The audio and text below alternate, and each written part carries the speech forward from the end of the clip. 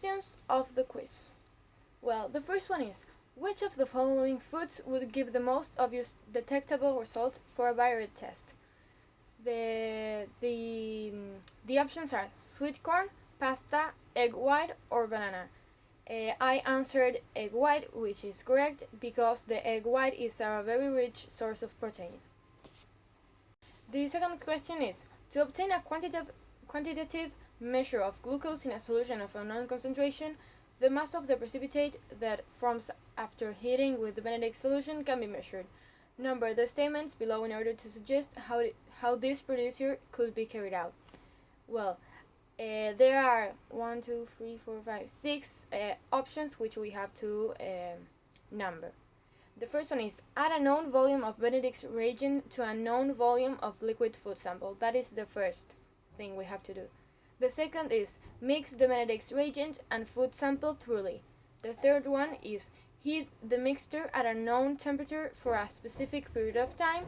The fourth is, filter the solution to obtain precipitate. The fifth is, dry the precipitate in an oven. And the sixth is, use weighing scales to obtain the mass of precipitate. The third question is, a student carried out an investigation to compare the reducing sugar concentration of two different soft drinks. Identify equipment that is used in this investigation to control variables and ensure that valid comparisons of collected data can be made. Well, there is 4 options, which is, water temperature is a water bath.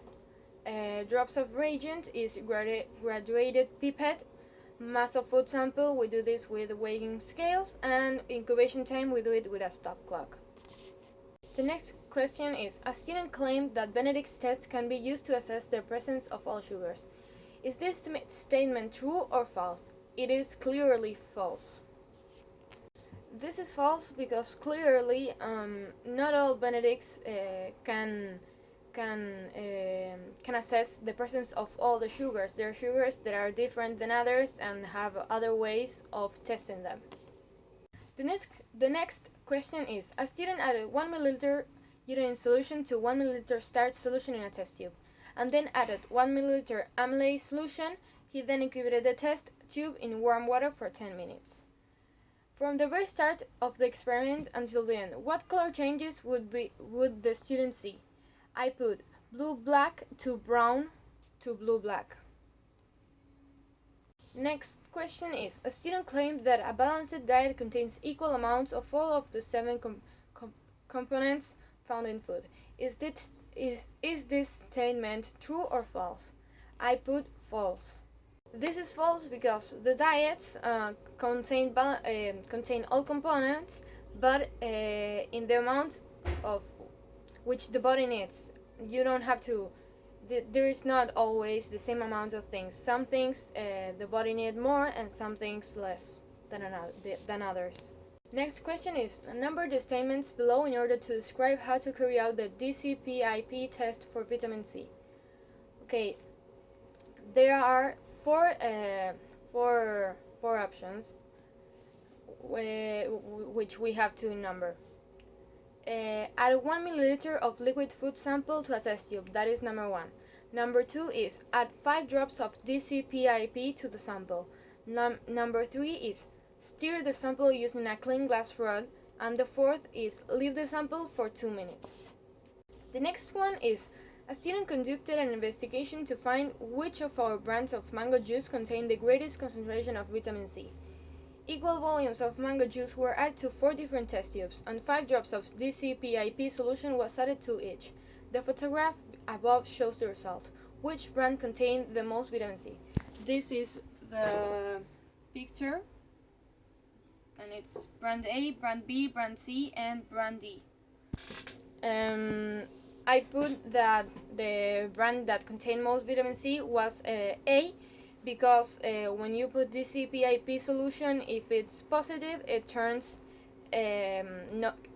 colorless, and the brand A is colorless. Brand B and brand C are blue, and brand D is like a black.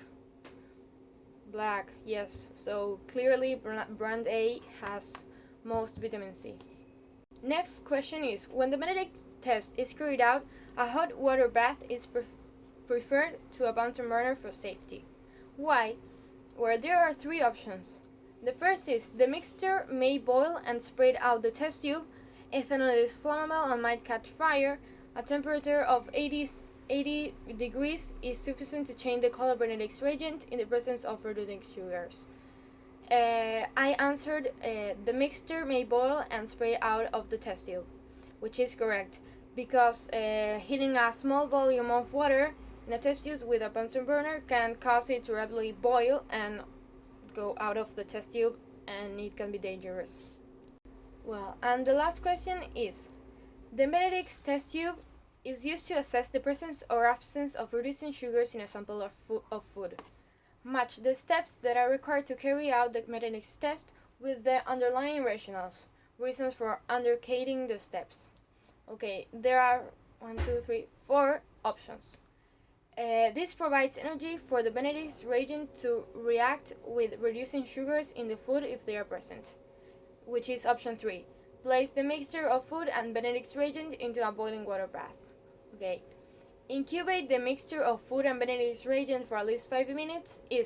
This provides enough opportunity for the Benedict's reagent to change color, especially if a very small concentration of reducing sugar is present. The next one is mix the food with the Benedict's reagent, this ensures that the Benedict's reagent comes into contact with all of the food. And crush the sample of food this is expose the inside of the food to the Benedict's reagent.